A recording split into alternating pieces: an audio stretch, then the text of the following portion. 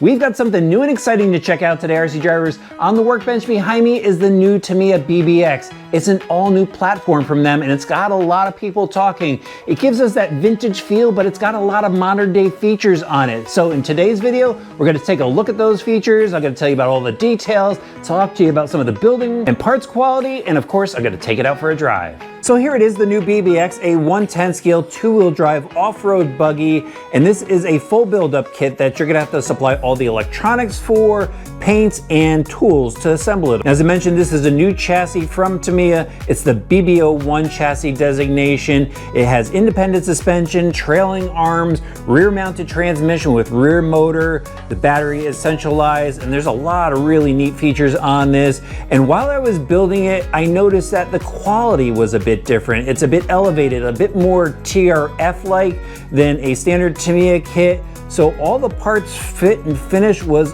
a lot better. There's a lot less slop that I noticed in this kit. Now let's start off with the body. It gives us that vintage off-road buggy feel. I kind of think a little Super Champ just looking at the body set on the box art back there.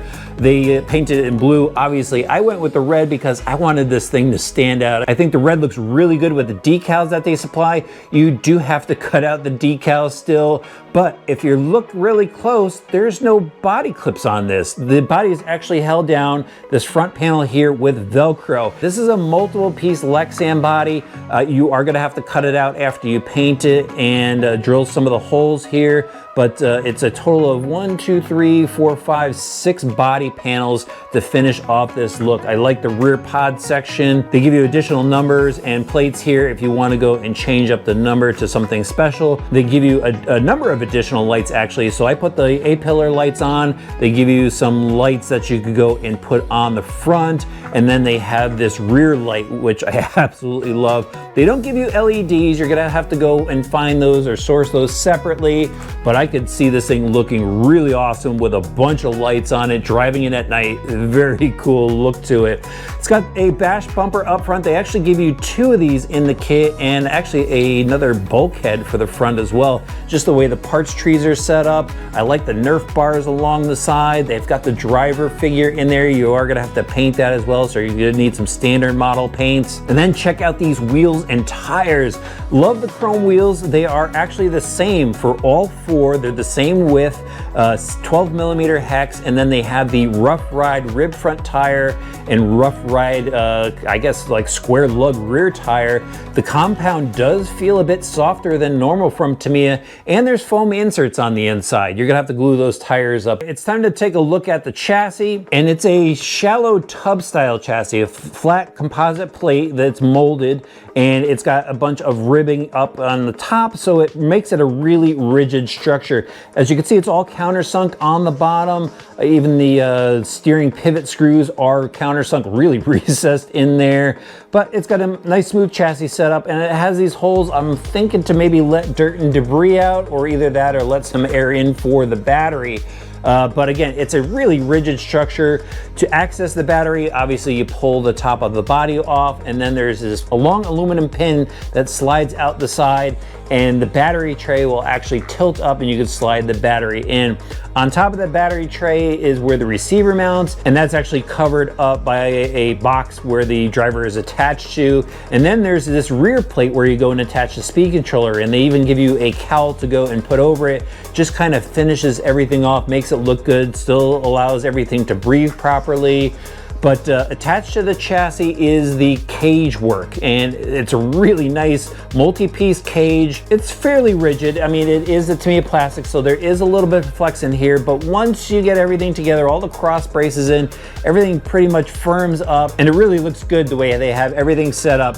Gives you that off-road buggy look to it. Let's go actually to the suspension now. I want to get into this dual wishbone suspension, just pivot ball setup at the end. Usually we see a caster block from Tamiya and a steering knuckle, but it's just got the kingpins for the pivot balls, and and the steering knuckles. And what's really nice here is these are metal pivot balls with flanged metal inserts inside of it. So it's really well built. And these arms are much more rigid than a standard Tamiya arm. As you can see, some of the plastics are a different color, matte look to the arms, and then a little bit more gloss to the shock tower. And then the chassis itself is a little bit more glossy, but not as glossy as, let's say, Tamiya TT01. That's got a really glossy plastic to it. So this looks much more model-like, and I think that was something people wanted to see from Tamiya. Now, the shock towers on here, it's pretty neat how these are set up. As I mentioned earlier, there's a multi-piece bulkhead. They give you an extra lower one, and these shock towers actually bolt on from the sides, and they have these metal washers here, and I think that's so you can go and move the shock in and out, depending on how many spacers you put inside.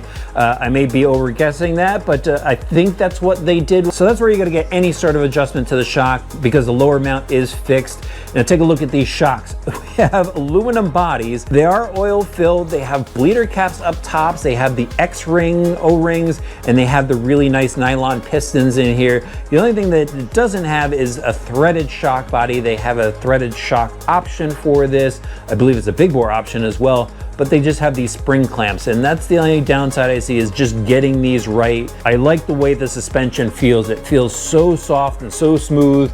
Same with the rear shocks, just longer versions of the front. And then the rear suspension is a trailing arm setup. This is just so cool, guys. I love the way the suspension actually feels on this. It's a really chunky trailing arm. Then it has these two links that brace the trailing arm, and actually inside of these links are metal rods. It's just like a tie rod, and then they have a plastic sleeve over it. But just like the front, they have metal pivot balls on the inside, the metal top hat bushings, and most importantly for a lot of people, hex hardware throughout this entire thing. So that's the makeup of the suspension, and again, the rear just feels really smooth and it looks really awesome when you're moving it around.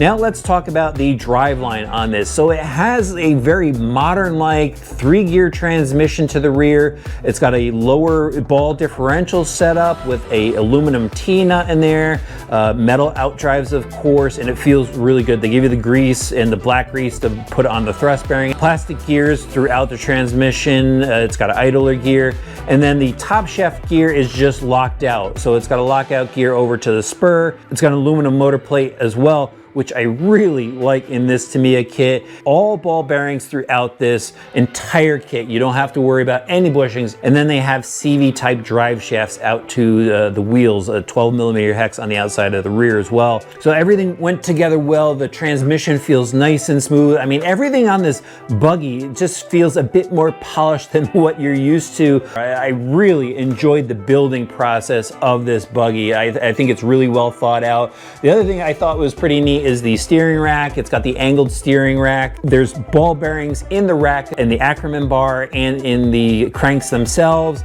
And then just to give you guys a heads up, you're gonna need a shorty servo in here. I believe it only accepts a shorty servo, judging by the mounts and everything. Luckily I had a Tekin short servo. They do give you the servo saver. So to circle back around, as I mentioned, they have spacers between the bearings on all of the axle stubs. That way you could go and pinch down on the wheel nuts without worrying about anything binding up.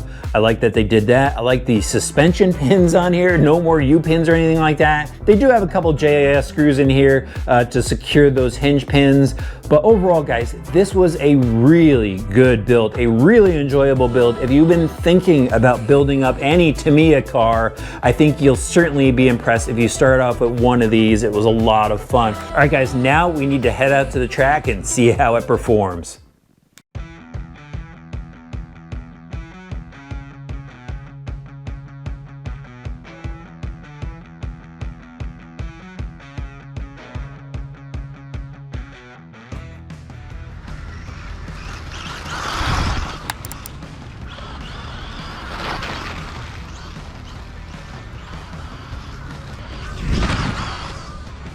All right, guys, I'm back at Galley Mods Raceway in New York. I'll have a link in the video description below. You can see there's smoke in the air from the fires up in Canada.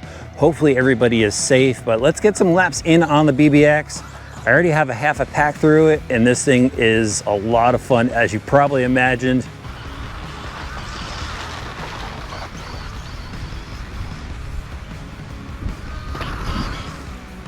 Now I've only made a couple changes to it, and one of them is I put a bigger pinion on there just to clear that jump. Oh, and it's rough to clear with the bounce.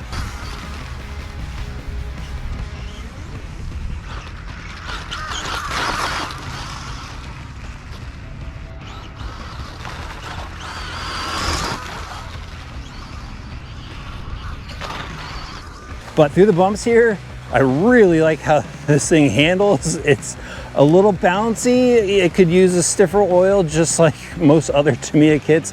Actually, the last Tamiya car we ran back here needed stiffer oil.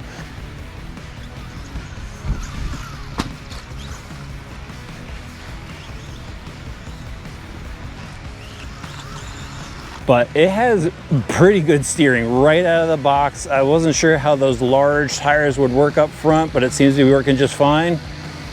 But through the bumps, you can really see that suspension working, which is really cool. A little bit of understeer in the corners.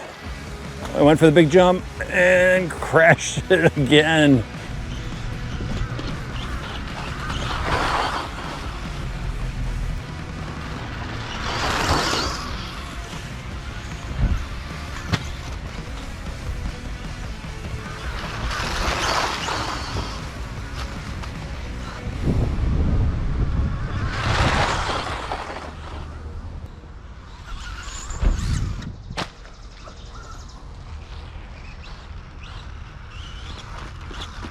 So I wound up putting a 26 tooth pinion gear on it just to get some speed, bumped up the timing, and it was a lot more fun. That small pinion gear that comes with it, I think everybody's gonna ditch that thing pretty quick. But like a two-wheel drive buggy, like I said, you just gotta roll into the throttle on the corners. So you don't get that rear end around. And I'm just gonna flip it here, just so I don't have to go marshal it. That was full lock in the corner. A little too much throttle coming out of the turn. If you throw the brake in there, it really checks up. There we go. That's what I had to do. Hit the brake in the air, drop the nose a little bit, get the front planted on that big jump, and it settled it right in.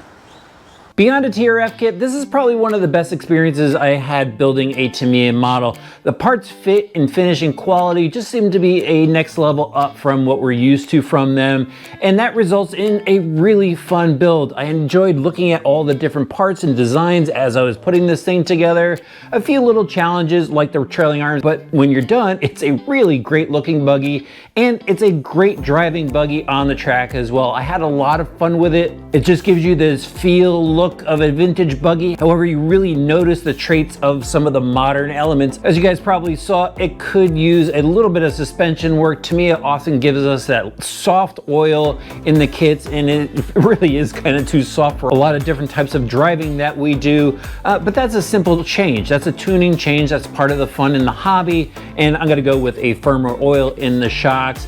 The tires actually, I think, will go well on a loamy surface. That track surface was pretty well packed, so it's getting loose in the corners, kind of like a two-wheel drive car does, but I think those tires will do well in other conditions. I do want to go and try the slipper clutch that they have for it. I think this would have helped out just a little bit. They have some other option parts. I might as well mention those while I'm talking to you guys. They have aluminum steering arms, an aluminum servo mount, and optional bones for the drive shafts. These are a different steel, but I think this slipper clutch might be a good option to get if you plan on running this thing a lot. These others, I'm just gonna throw them on just because I have them. But back to the buggy, out of the box with the stock pinion gear, it was a bit on the slow side. I was running a 17.5 motor in there, and wound up going back to the bench and swapping it out to a 26 tooth pinion that I had floating around in my toolbox. And getting to the transmission was okay. I mean, I had to remove some of the panels and then tilt up the rear cage, and I finally got access to the gear cover.